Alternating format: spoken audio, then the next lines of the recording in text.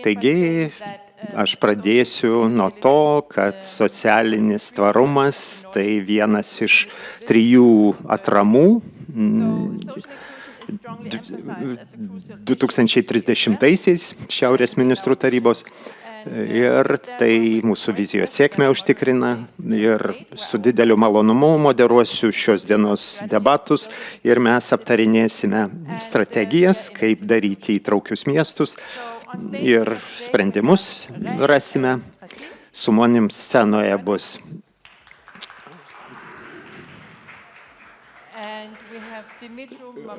Dimitro Mamajev. Čia prisijungia Alisa Bitner-Gibbs ir Rushi Rashid ir prieš tai buvo Git Al-Khatayeb.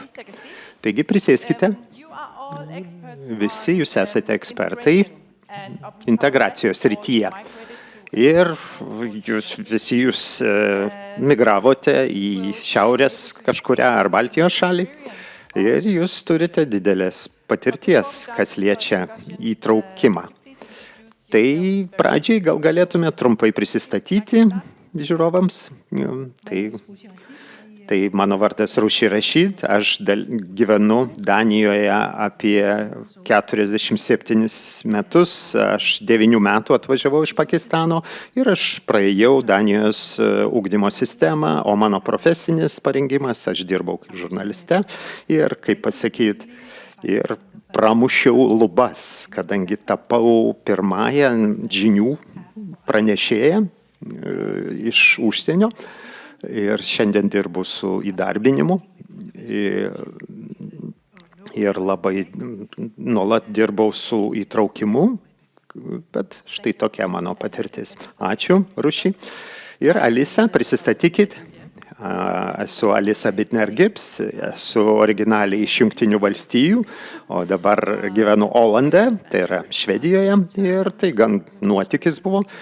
2013 prasidėjo kelionė, persikėlimas į šiaurės šalys, bet pirmiausia atvažiavau 1998 metais kaip studentė, taigi meilės romanas su šiaurės šalimis didelis. Tai aš šiuo metu esu integracijos tarybos vicepirmininkė, taip pat aplinkos asociacijos pirmininkė ir dalyvauju vietos politikoje. Be to, gal dar svarbiau, aš turiu 4 vaikus, 3 skirtingose šalyse gimdžiau, Amerikoje, Švedijoje ir Suomijoje ir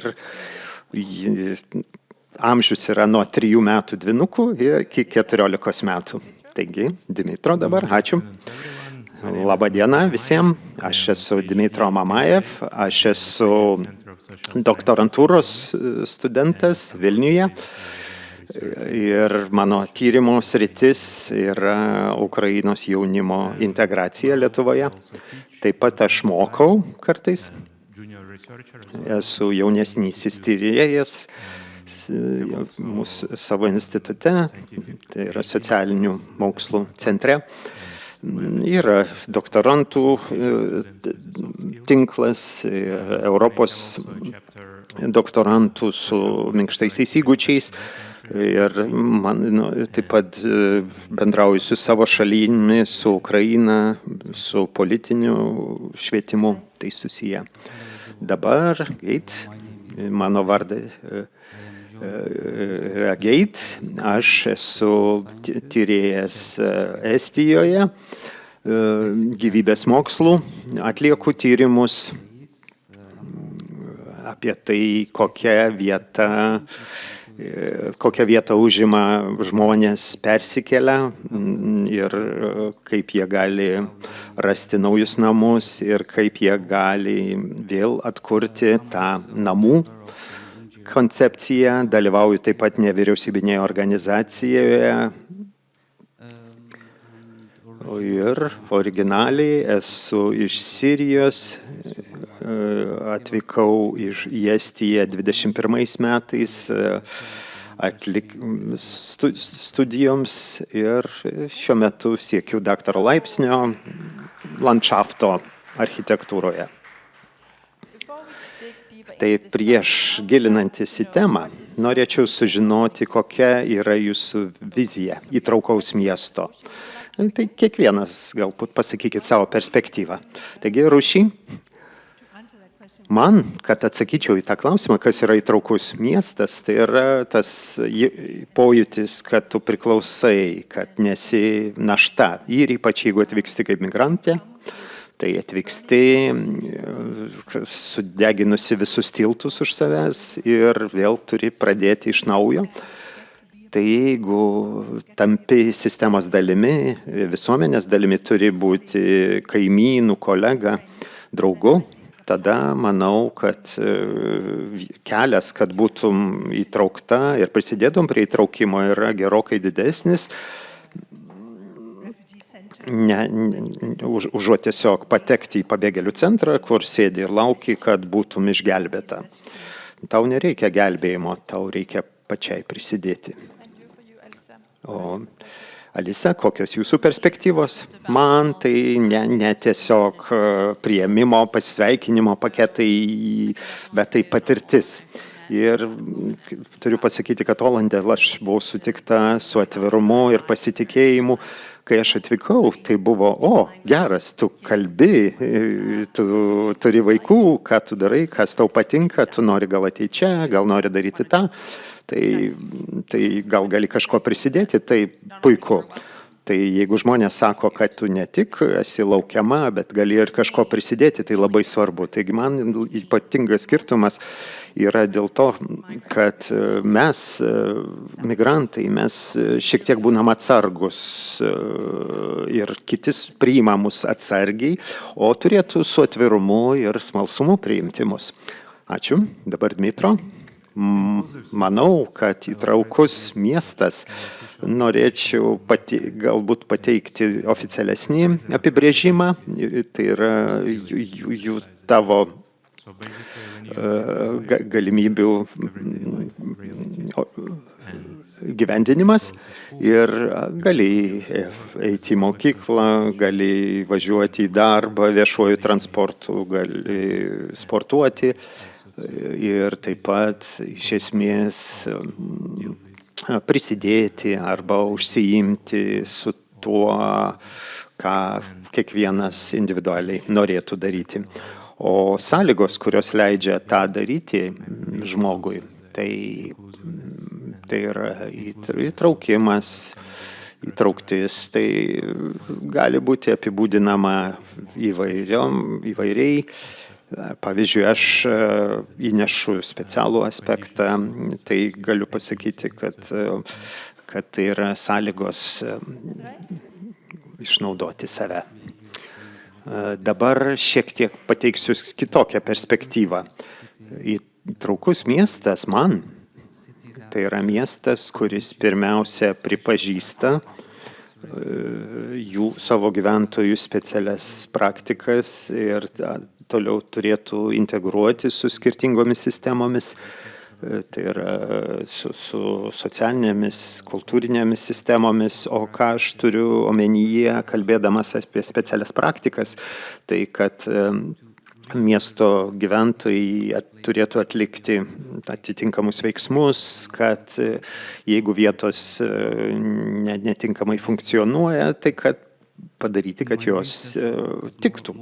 Savo tyrimuose aš labiau telkiu dėmesį į perkeltus asmenis ir perkeltų asmenų atveju jie užsiima adaptacijos praktikomis, tai yra vietos adaptacija, tai jos funkcijos pakeitimas ir taip pat asmeninių savybių keitimo, adaptacija, kad pritaptų prie vietos. Tai yra fiziniai komponentai ir socialiniai, kultūriniai.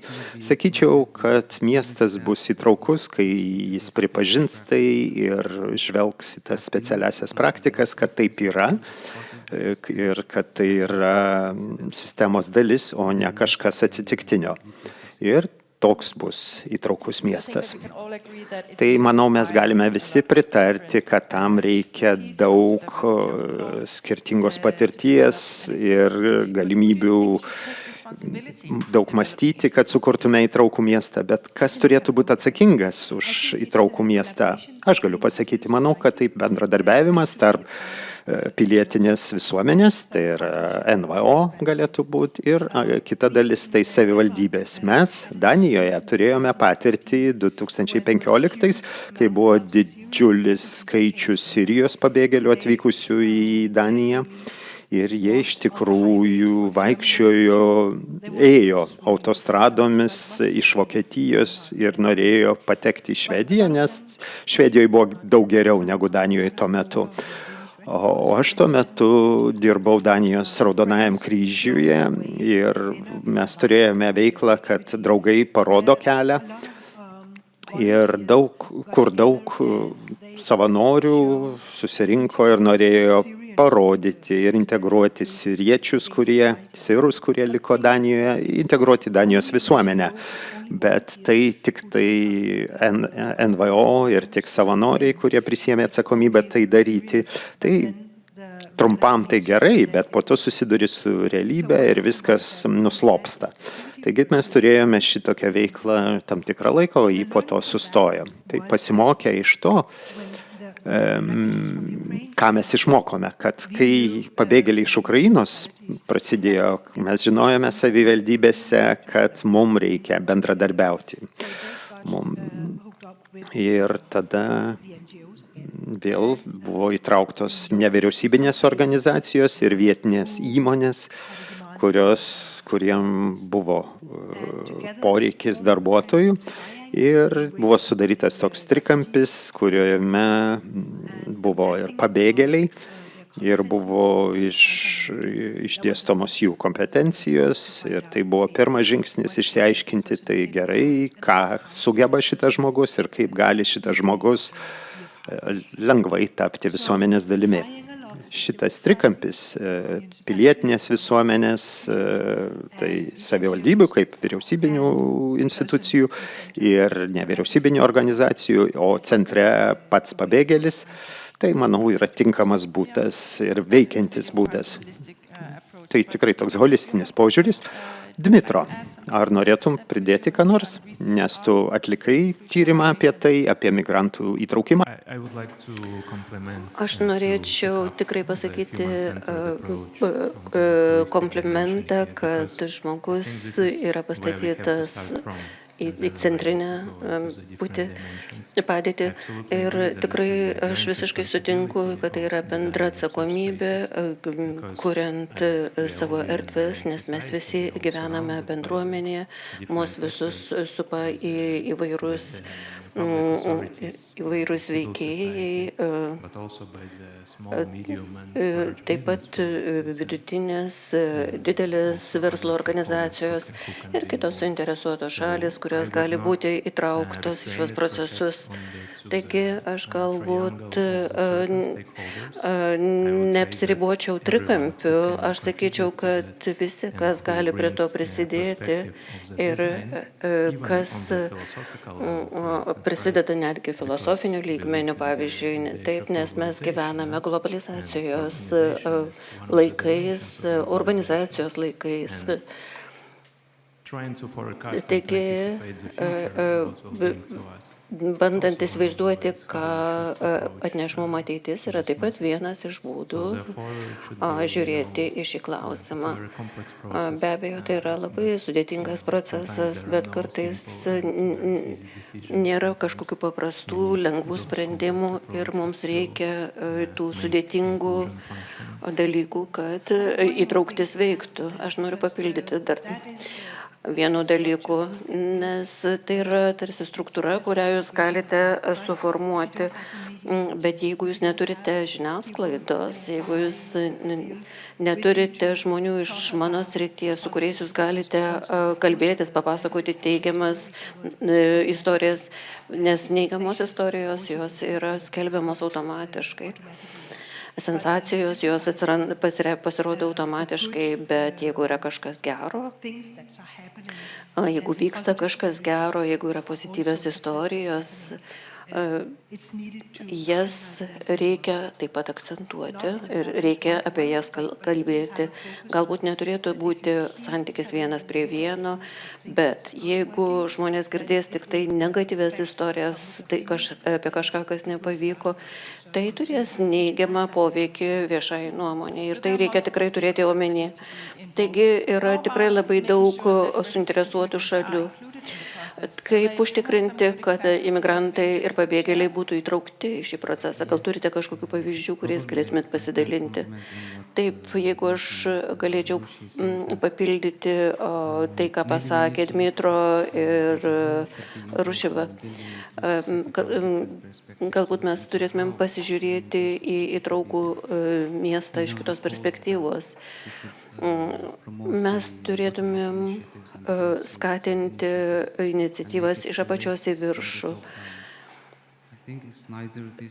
Aš manau, kad iš tikrųjų galbūt net nereikėtų sakyti, kad būtinai tai turi būti iš apačios į viršų ar iš viršaus į apačią. Tai turėtų būti kažkur per vidurį. Mes turėtumėm galvoti, kam iniciatyva ar projektas daro tiesioginį poveikį. Pavyzdžiui, mes planuojame kažkokį parką ir mes turime žiūrėti, kam tas parkas bus naudingas, ką jis paveiks, tai gyventojus, kurie gyvena netoli. Bet jeigu mes kūrėme kažkokią apsauginę zoną mieste, yra kitos suinteresuotos šalis, yra miesto tarybos, kurios turi labai stiprų balsą sprendžiant, kas turėtų būti daroma ar ne. Taigi aš manau, kad tai yra dėrybų klausimas. Tarp to, kas yra iš apačios į viršų ir iš viršaus į apačią. Ir galbūt mes tada galėtumėm pagalvoti, kaip emigrantus ir pabėgėlius būtų galima geriau įtraukti į miestų planavimą. Aš žinau, kad yra tinklas Paryžiuje, Prancūzijoje, tai yra Place Network, ir kiekvienais metais jie turi programą, kuri vadinasi Atsparūs miestai. Ir tada jie sukviečia miesto atstovus, valstybės tarnautojus,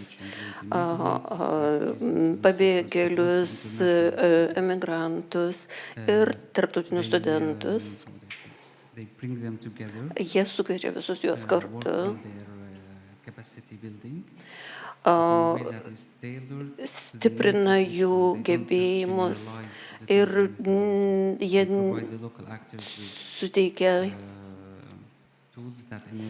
įrankius, kurie užtikrina geresnę įtraukti, geresnį supratimą apie vietos bendruomenės poreikius ir taip pat suteikia jiems lyderystės įgūdžių. Ir mokymų pagalba yra užtikrinamas geresnis bendravimas, geresnė komunikacija tarp dviejų šalių. Taigi mes turime gerus pavyzdžius iš didesnių miestų, bet jeigu mes pakalbėtumėm apie Olen, kokios yra sėkmingos iniciatyvos šiame mieste. Prieš porą dienų mums buvo pasakyta, kad mes esame paskelbti Europos įtraukties sostinę. Taigi, kalbant apie konkrečius dalykus, mūsų miestas yra tikrai labai svetingas. Mes turime specialiai sukurtą biurą, kuris vadinasi Kompasan, kuris kalbasi su naujai atvykusiais asmenimis, duoda jiems patarimų, pataria, kaip susirasti darbą, kur galima mokytis ir panašiai. Taip pat mes turime integracijos tarybą savivaldybės lygmenių ir mes taip pat turime vyresnių žmonių, jaunų žmonių tarybas.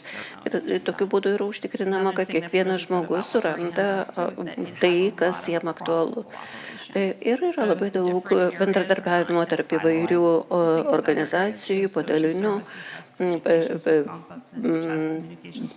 socialinės paslaugos bendrauja su Kompasu, Raudonuoju kryžiumi ir tai yra tikrai labai gerai. Vienas iš dalykų, ką aš norėčiau paminėti apie požiūrį iš viršaus į apačią ar iš apačios į viršų.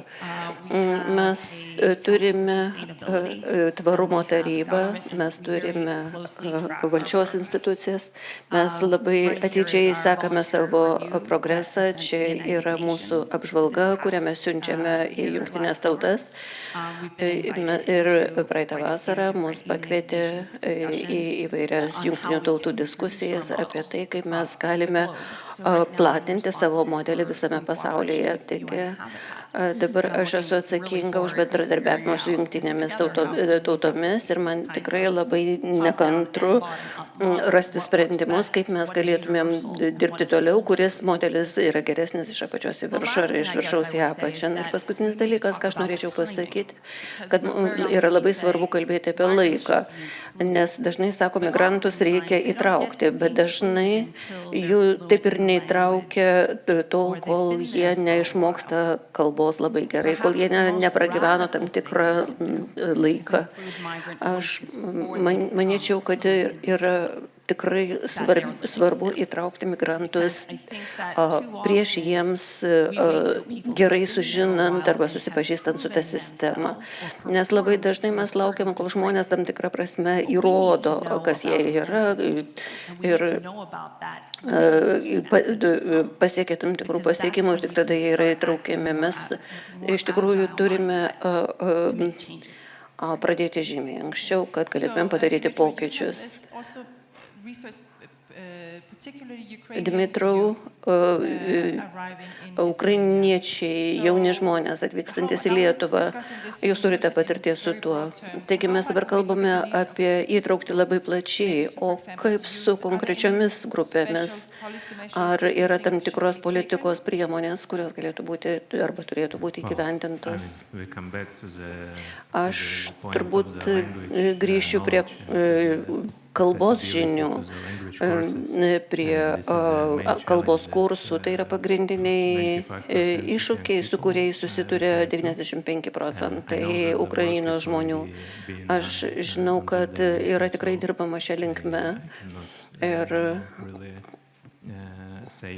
aš turbūt negalėčiau pasakyti, kas vyksta politikos lygmeniu, bet galėčiau pasakyti, kad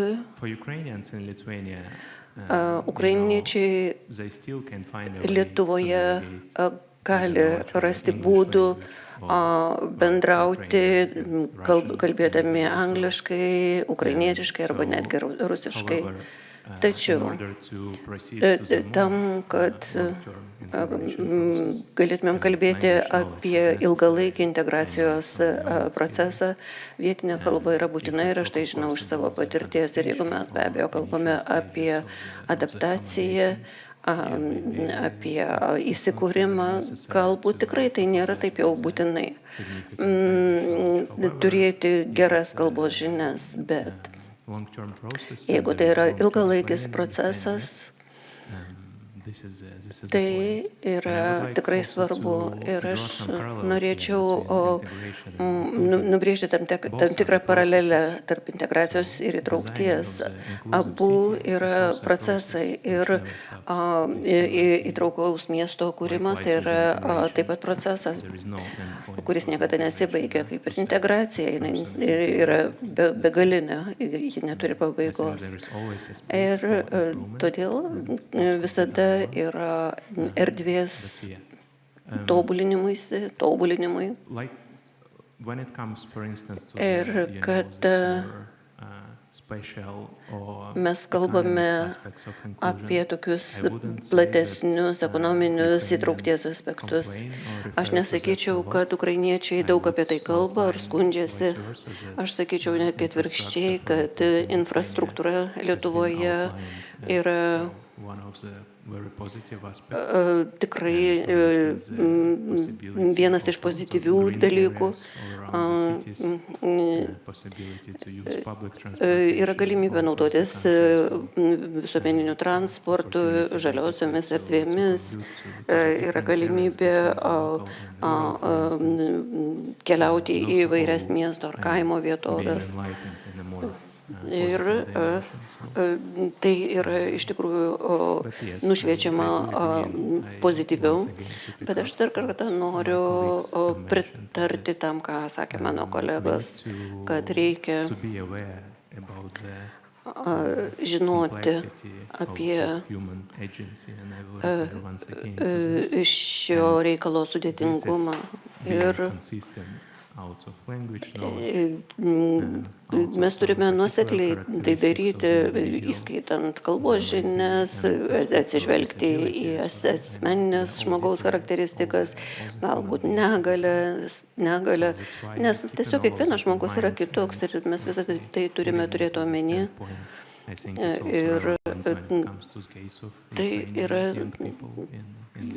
tai yra taip pat pastebima, kada mes kalbame apie jaunus ukrainiečius Lietuvoje.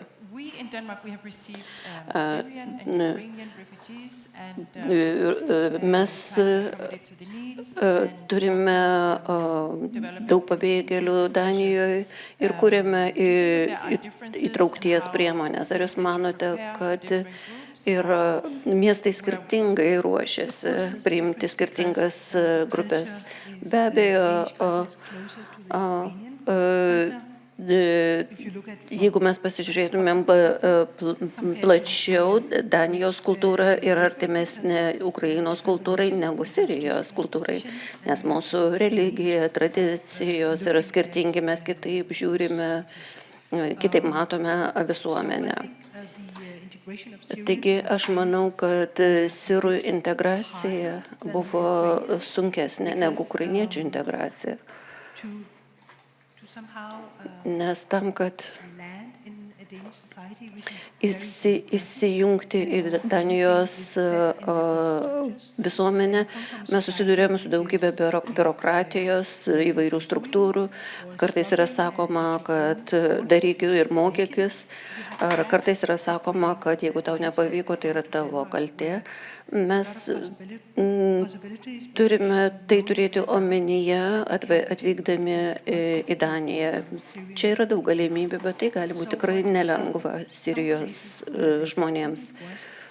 Taigi buvo vienas asmuo, kuris buvo atsakingas už pabėgėlių ir savivaldybės ryšius. Ir įmonių, kuriuose jie galėjo dirbti. Ir buvo verčiama komunikacija iš arabų į danų kalbą, iš danų į arabų. Ir tai tikrai buvo veiksminga, bet ukrainiečiai tikrai gana sėkmingai integravosi, nes daug Danijos įmonių jau turėjo tam tikrus ryšius su Ukraina. Aš žinau, kad daug Danijos įmonių pirko IT paslaugas Ukrainoje. Ir atvykę ukrainiečiai, jie galėjo gauti darbą Danijos įmonėse. Be to, jų kompetencijos buvo vertinamos ukrainiečių kalba. Ir aš žinau, kad buvo netgi įsteigtas specialus biuras, kurio tikslas buvo išsiaiškinti, kokie yra mūsų bendruomenės poreikiai ir kaip šie naujai atvykę asmenys gali prisidėti prie to. Ir iš tikrųjų šis procesas buvo labai efektyvus. Taigi buvo visiškai kitoks požiūris, kuris tiesiog buvo skirtinga situacija integruojant šias dvi grupės Danijoje. Aš noriu papildyti, kaip sakėte, mokykis ir dirbk ir daryk ir išmoksi. I, in my research, Savo moksliniam tyrime aš the urban governance, the adaptive urban governance, where we kalbu look at apie the incidental adaptyvų practices miestų in the city, valdymą, truthful expressions of apie, how the city should work. apie tai, kaip miestai turėtų veikti. Pavyzdžiui, aš žinau atvejų apie Sirijos pabėgėlius, kurie sėdėdavo ant namų ar parduotuvių laiptelių lauke. Ukrainiečiai puošia savo sodus taip, kad tai atspindėtų jų kultūrinį identitetą. Į visą tai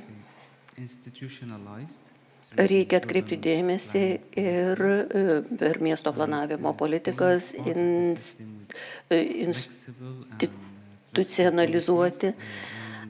Ir mes turime kurti lankščias politikas, nustatyti laisvės ribas, suprasti, kad miesto kūrimas yra interaktyvus procesas, kuris niekada nesibaigia. Nes miestas yra dinamiškas, jis nėra kietas, tvirtas, viskas vyksta natūraliai. Yra dalykų, kurie, aišku, nukrypsta į šoną, tai tiesa, bet tai atspindi tai, ką žmonės nori matyti savo miestuose. Jūs turite gerą pavyzdį apie miestą, kuriame emigrantai jaučiasi labai gerai. Ar turite tokį? Aš manau, kad tokių miestų yra, bet tai yra Niderlanduose, Vakarų Europoje. Nes Baltijos šalyse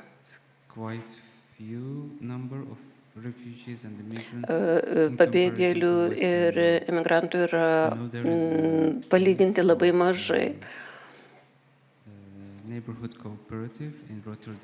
Pavyzdžiui, Rotterdame yra kaimynų kooperatyvas.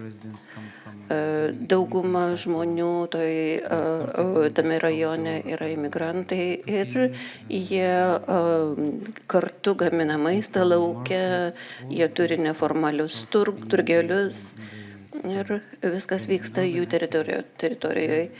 Ir miesto aktyvistas stebėjo, kaip tai vyksta, įformina dokumentuose, siekdamas pasižiūrėti, kokios kyla problemos. Ir po keliarių metų rajonui buvo leista įkurti kaimynų kooperatyvą ir šis kooperatyvas galėjo dalyvauti diskusijose su savivaldybė, gauti laikinus leidimus tiems neformaliems turgeliams. Taigi, jie turi tam tikrą poveikį politikoms. Aš nesakau, kad jie padarė kažkokius radikalius pakeitimus, tai buvo švelnus pakeitimai, bet tai yra tiesiog pavyzdžiai, kaip galima viską pradėti nuo pat apačios. O jūsų koks pavyzdys? Vienas pavyzdys yra iš Danijos, yra organizacija,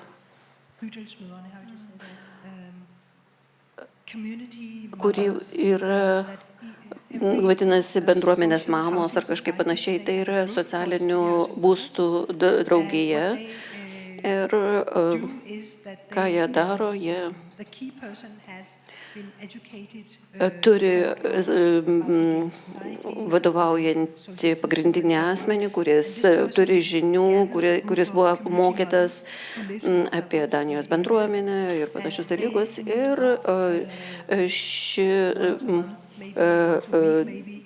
ši draugė susitinka kartą per savaitę ar kartą per mėnesį, jie kalba apie iššūkius, žiūri, kur gali gauti pagalbos, ir šios grupės yra formuojamos visoje Danijoje. Ir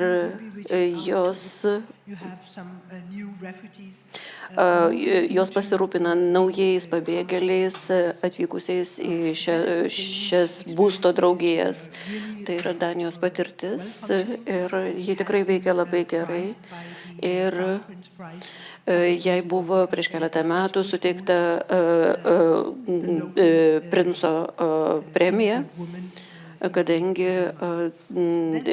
ši organizacija rūpinasi moterimis imigrantėmis. Kita organizacija Liksand yra modelis, kuris buvo sukurtas Švedijoje, Liksand.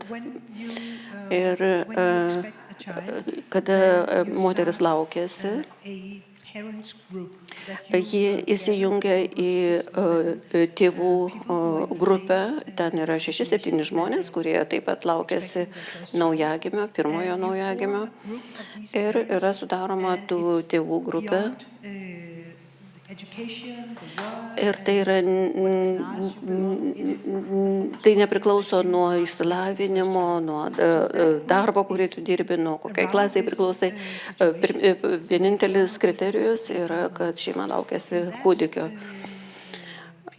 Ir šioje grupėje tu susipažįsti su įvairiais žmonėmis, sakykime, su direktoriumi ar direktorė, su direktoriaus žmona, kurie priklauso šitai grupiai, galbūt kažkoks socialinis darbuotojas, galbūt emigrantas, įvairiausi žmonės. Ir jie kalbasi apie ateinančio kūdikėlio gerovę, apie tai, ką reikia žinoti. Ir tokiu būdu atsiranda ryšiai, kurie nėra veikiami visuomenės sluoksnių. Ir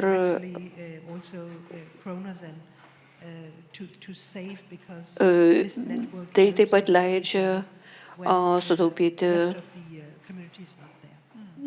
sutaupyti pinigus, nes gauni tiesiog informaciją, už kurią nereikia mokėti. Dmitru, ką tu apie tai manai? Tai aš studijavau literatūrą, ją peržvelgiau ir siūliau, kad neapsiribotume Europos kontinentu, kad persikeltume į Abu Dabį, į Jungtinius Arabų Emiratus ir į Jordaniją. Ir sakyčiau, kas skiriasi, kad Abu Dabyje yra daug emigrantų iš Šiaurės Afrikos, taip pat ir iš Rytų Afrikos šalių.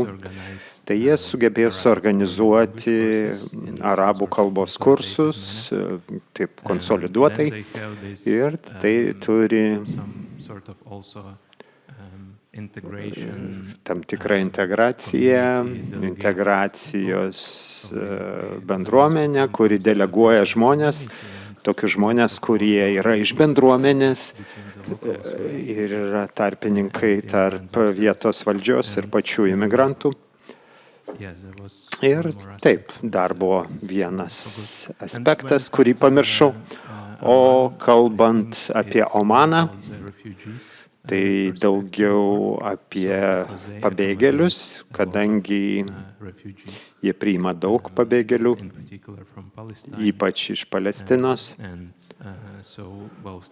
Tada pradedant nuo organizuotų pabėgėlių stovyklų ir taip pat pereinant į skirtingas dimensijas, pavyzdžiui, kalbos mokymą. Ir Jordanija dalyvauja įvairiose programuose ir talentų partnerystė su Europos Sąjunga. Tai ir pabėgėliai turi galimybės pradėti mokytis kalbos jau pabėgėlių stovykloje, tos šalies, į kurią jie planuoja persikelti. Ir taip galima praplėsti vien į Europą orientuotą požiūrį, pažvelgti iš platesnės perspektyvos. Geras patarimas. Turite patirties su mažesnėmis bendruomenėmis, tai dideli miestai galim pasimokyti iš mažų bendruomenių ir mes turime pavyzdžių iš tokio bendruomeninio požiūrio. Tai kas dar? Tai dauguma žmonių, kai planuoja važiuoti užsienyje, galvoja apie didelius miestus, nes ten daugiau galimybių. Bet demografinė situacija keičiasi. Ir pavyzdžiui, Švedijoje, Suomijoje kaimai tušti. Ir prieš 4,5 metų, kai persikeliau į Olandą, tai to trūksta čia, kadangi maži atstumai sukelia tokį familiarumą ir smalsumą. Ir tada mažose miestuose daugiau iškyla egzistencinių klausimų. Užsidaro ligoninės, tenka persikelti ir tada jie geriau suvokia, kiek tai svarbu. Pavyzdžiui, aš kai persikėliau į Oland, tai man buvo puikus būdas tapti matoma ir priimama. Nesakyčiau, kad Stokholmas yra baisi vieta, tai tikrai ne, tai gražus miestas, bet atvykus į Oland jaučiausi daug labiau kaip namie. Ir žmonės tiesiog paprastai tariant pamato mane ir sako, gal tave tas sudomintų. Ir žmonės susisiekia su tavimi ir sako, aš išgirdau ir taip toliau. Ir tai yra maža bendruomenė ir aš galvočiau, kad tokia kaimo mentaliteto pritaikymą miestuose, kur telkiasi imigrantai, būtų gerai. Galbūt sukurti geresnę infrastruktūrą tarp šitų skirtingų sričių, kad viskas judėtų laisviau. Galbūt multikultūrinius sodus ar kažkokias instaliacijas, kurios atidarytų galimybės tokiam smalsumui. Nes manau, kad žmonės, netgi kai aš sutinku žmonės, kurie niekad nebuvo išvykę iš Olando ir net nenori to, tai vos pabendravus jie pradeda klausinėti ir pradeda suvokti, kad gal mes netaip jau labai skiriamės. Ir paprastai jie turi daug tokių patarimų, o Olanduose labai svarbu yra tas pažintys. Dabar pereikim prie kai ko kito. Mes turime šiaurės sostinių tinklą. Tai apie ką norėtų pakalbėti, tai kaip panaudoti skaitmeninius įrankius, kad miestai taptų įtraukesni. Tai gal jūs turite patirties, ar tai veikia, ar tai iššūkis, su kuriuo reikia dar tvarkytis ir teks tvarkytis ateityje. Žinau, kad Kopenhagoje turime projektą, kuris vadinasi pasirengimas mokyklai, remia didelės įmonės ir tai nukreipta į moteris, kurios atvyksta kaip žmonos tų, kurie apsigyvena, atvyksta į Kopenhagą. O tos jų žmonos, sutuoktinės, jos marginalizuojamos, negauna tiek dėmesio, jos sėdi namuose ir negali panaudoti savo diplomų, savo išsilavinimo. Ir šitas projektas sutelkia dėmesį į sutuoktinius, daugiausiai imigrantės moteris, ir kaip išmokyti jų informacinių technologijų įgūdžių ir bandoma joms surasti darbą iš to tinklo, kurį jos sukūrė, kadangi toms įmonėms tos moterų gebėjimai išryškėja. Kitu atveju jos būtų tiesiog nematomos ir nebūtų svarstomos kaip galimybė, kad jas galima būtų įdarbinti. O jūs ar manote, kad dirbtinis intelektas gali padėti patogiai jaustis su dirbtiniu intelektu? Ar tai naudinga? Taip. Tas atvejis, kalbant apie persikėlėlius žmonės, kurie iš krizinių vietovių pabėga. Tai pradedant nuo pradžių, jeigu gimtinė visiškai sugriauta, nėra net archyvinių dokumentų, kaip tai atrodė anksčiau, tai tas pojūtis atstūmimo yra labai būdingas tiems žmonėms, kurie yra be vietos. Ir naujoje aplinkoje jų aplinkos suvokimas yra ganėtinai pažeistas. Ir generatyvinis dirbtinis intelektas gali šiek tiek atstatyti namų įvaizdį, nekopijuoti tai, bet paimti tas požymius namų iš žmonių pasakojimų ir tada generuoti vaizdus, atspindint esmę namų, nors tai nėra reali vieta. Tai savo tyriamajam darbe aš dirbu su tuo, rinkom pasakojimus iš pabėgėlių, iš persikelusių žmonių ir ištraukiami raktiniai žodžiai, kurie perteikia vietos esmę ir tada generuojami vaizdai pagal apklaustuosius. Pagal tą informaciją mes tada tikrinam šitų vaizdų tinkamumą. Ir ateityje tai turi būti geriau sisteminama. Ir aš tą bandau, aš siekiu tą padaryti savo tyrime. Dabar turime laiko klausimams iš auditorijos. Ar norit kažkas užduoti klausimą? Grupės diskusijos dalyviams. Turime gerą pavyzdį. Norėjau tiesiog pagirti šitas iniciatyvas. Mes turime atvejį su Nigerijos kolegomis Lietuvoje, kaip informacinės komunikacijų technologijos atrodo, kokį vaidmenį atlieka migracijos srityje, tai ir kilmės šalyje, ir jau toje priimančioje šalyje. Tai atliekamas kokybinis tyrimas ir rezultatai demonstruoja, kad poveikis IKT, pradedant nuo socialinių tinklų, kai tiesiog naršoma informacija, pavyzdžiui, apie Lietuvą, per Google yra didžiulis vaidmuo. Ir jeigu migracijos procesui tai bus toks didelis poveikis, tai kodėlgi mums nenaudoti šitų IKT įrankių, kad palengvinti procesą, palengvinti integraciją kažkuria prasme. Tai manau, kad to mes neišvengsime irgi. Mes matome dabar jau dirbtinio intelekto revoliuciją, bet apskritai IKT tobulėjimas tai irgi revoliucija. Pripažinkim tai.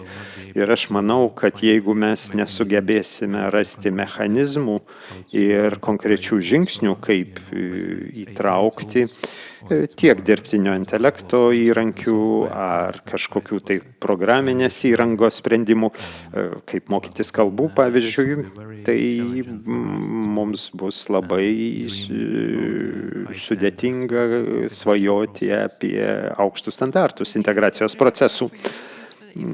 Tai kaip manote, ar tai padėtų, jeigu jūsų integracijos procese, ar padėtų tie skaitmeniniai įrankiai? Na, mano sumišę jausmai.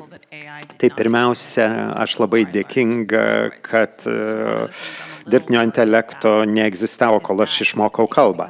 Kas mane neramina, kad gali atsirasti situacija, kad viskas turi būti tobula, kadangi yra dirbtinis intelektas ir tada neišdrįsi kalbėti netobulai. Tai pasakius, tai vis tik manau, kad dirbtiniam intelektui yra daug galimybių ir tai nuima emocinį krūvį. Tai aš kartais skubu, turiu 4 vaikus, turiu daug reikalų, neturiu laiko aiškinti sudėtingą tekstą, man reikia greitos santraukos, tai yra labai geras dalykas, bet aš nerimauju, kad dirbtinis intelektas gali kurti kliūtis. Pavyzdžiui, tau sunkus laikai, migruoji, tai nenoriu matyti, kad savivaldybė sakytų, galite pasikalbėti su mūsų pokalbių robotu. Tai man neramu, kad dirbtiniam intelektui galima permesti atsakomybę, o kai kultūriniai aspektai bendraujant su žmonėmis iškyla, tai atsakomybę reikia prisijimti. Ar turim klausimų?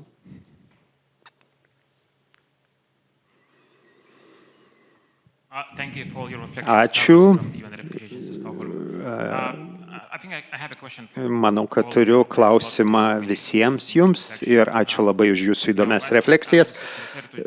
Aš tiesiog pakalbėsiu apie Dmitro požiūrį. Aš su to visiškai sutinku dėl integracijos.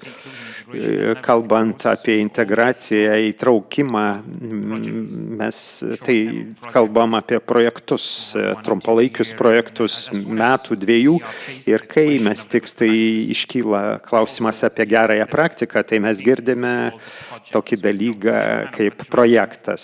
Ta prasme, mes tokį nesibaigiantį ilgalaikį procesą mes bandom spręsti trumpais įrankiais, trumpalaikių mąstymų.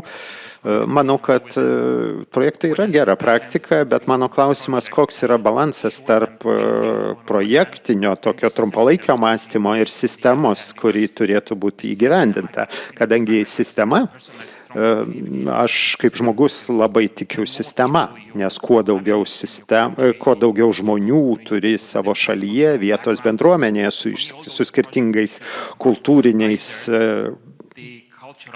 patirtimi, tai kultūrinis etosas. Tai kaip matote tokią skirtumą arba kaip tik suderinamumą šitų skirtingų dalykų, tai man atrodo, kad visada buvo geroji praktika ir jeigu projektai jie neturi to sisteminio požiūrio, tai kaip tą išspręsti.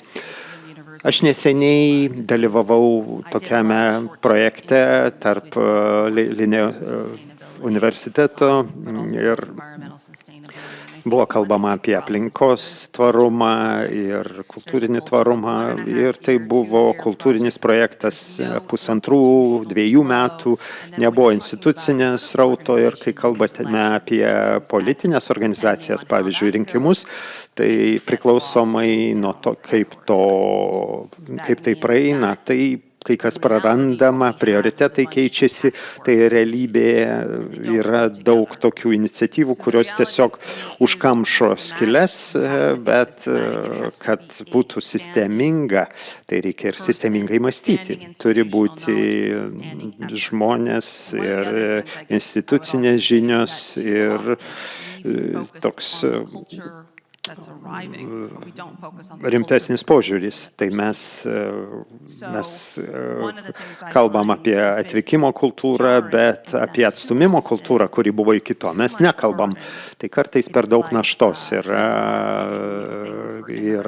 pavyzdžiui, marketingo dalykai emigrantams, kurie atvyko, ir tai uždeda naštą, kadangi jiem tai lyg ir neturėtų rūpėti ir jos tai gali palaužti.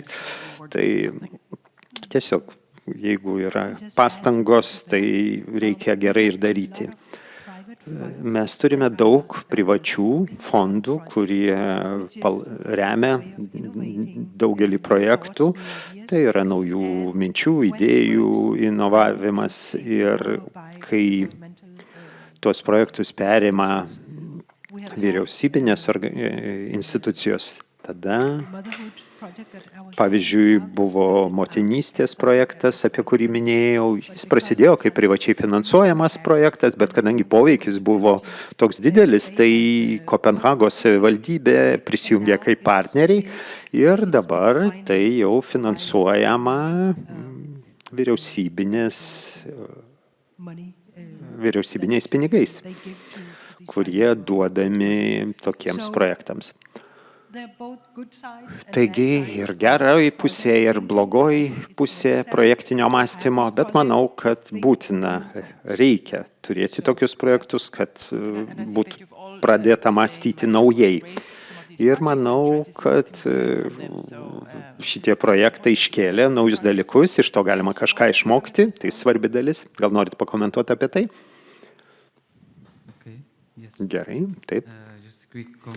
Tai tik greitas komentaras, aš pilnai sutinku su jūsų idėjomis, tiesiog iš platesnės perspektyvos, jeigu norime žiūrėti plačiau negu trumpalaikės intervencijos, tai mums reikėtų galvoti apie naratyvą patį, apie migracijos naratyvą ir apie priimančių bendruomenių naratyvą, kadangi šitie naratyvai, kurie formuoja visuomenės priėmimą stranger narrative tarp to svetimo naratyvą, kaip priimami imigrantai, kaip kažkokie išoriniais agentus atstovus, tai atrodo kaip grėsmė sistemoms ir tarp priimančios bendruomenės naratyvo. Tai kaip tai veikia su pokyčiais savo aplinkoje. Tai jeigu pasižiūrime į naratyvus apskritai ir padirbame su tuo, tai būtų vienas žingsnis, kad ilgalaikiai perspektyvoje tai būtų įtraukimas. Tai kol vyksta šitas pokalbis apie skirtingumą ir įtraukimą, tai keičiasi politinis klimatas. Tai jūs, kaip žurnalistė, kaip manot, kaip gali žiniasklaida padėti ir nukreipti šitą tendenciją? Manau, kad didžiausias iššūkis tai kelti iššūkį tam naratyvui, kad įtraukimas yra diskriminuojantis. Nes esmė ta, kad aš kaip žurnalistė, mano užduotis yra atskleisti faktus, nesakyti, kad tu neteisus, bet tiesiog atskleisti faktus, kurie kelia iššūkį,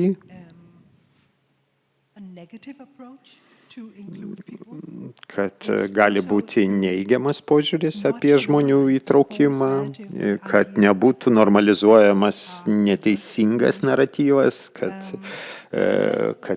gali tuos naratyvus, kurie yra atvirkštinė diskriminacija. Tai prieš keletą vyko žaidynės didelės ir aš dariau interviu su prezidentu tų žaidynių. Aš uždaviau klausimą, kad jūs, kas dalyvaujate šitose specialioje olimpiadoje ir jūs esate neįgalūs nuo gimimo ir negalėjot funkcionuoti taip pilnavertiškai normalioje visuomenėje, jeigu galima taip pavadinti. Tai kaip jūs žiūrite į tos žmonės, kad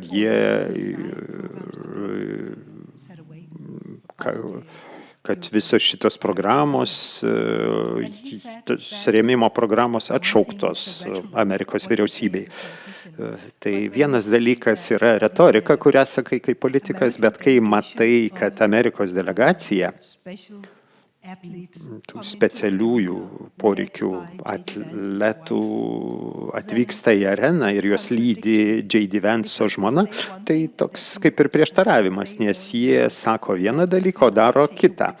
Jie tai sako, kad subsidijų negalima atimti iš žmonių su specialiaisiais poreikiais.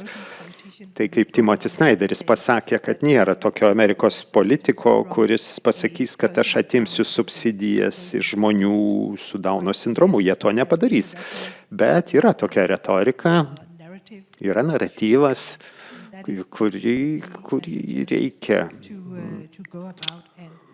kuriam reikia oponuoti. Aš kaip žurnalistė turiu daryti taip, kad valdžia būtų atskaitinga prieš tas pasekmes to, ką jie daro. Dar refleksijų? Taip daug dalykų. Taip, pasaulinis klimatas keičiasi ir aš susitinku su įvairiais žmonėmis kiekvieną dieną, girdžiu komentarus ir labai dažnai dirbu prie kompiuterio ir stengiuosi sumažinti internetą. Aš noriu, kad žmonės suprastų, kad naujienos taip, jos blogos, bet mes esame čia ir mes galime labai daug padaryti. Yra be abejo daug dalykų, kurių mes ir negalime padaryti, bet yra ir tokių, kuriuos galime. Ir neseniai aš turėjau užduotį definitely engaged in a pattern Ir vienas mūsų vietos laikraštis pasakodavo naratyvus, o ne faktus, keldavo nepasitikėjimą. Ir mes kreipėmės į juos gana viešai.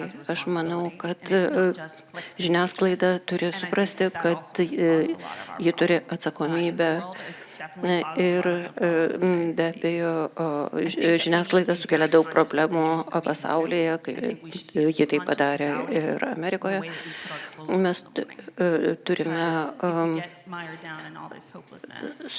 suprasti, kad žinios, kurias mes gauname ryte, turi būti tokios, kad jos neleistų mums nusivilti. Kas jūsų manimų yra tas dalykas, kurį turi padaryti miestai, kad jie taptų labiau įtraukus?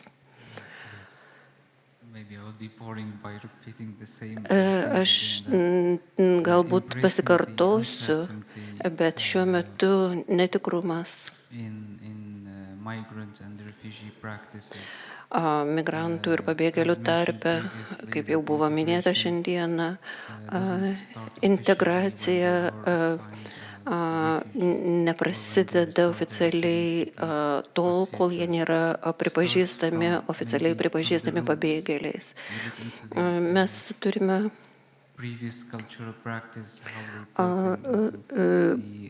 atsižvelgti į ankstesnės kultūros praktikas.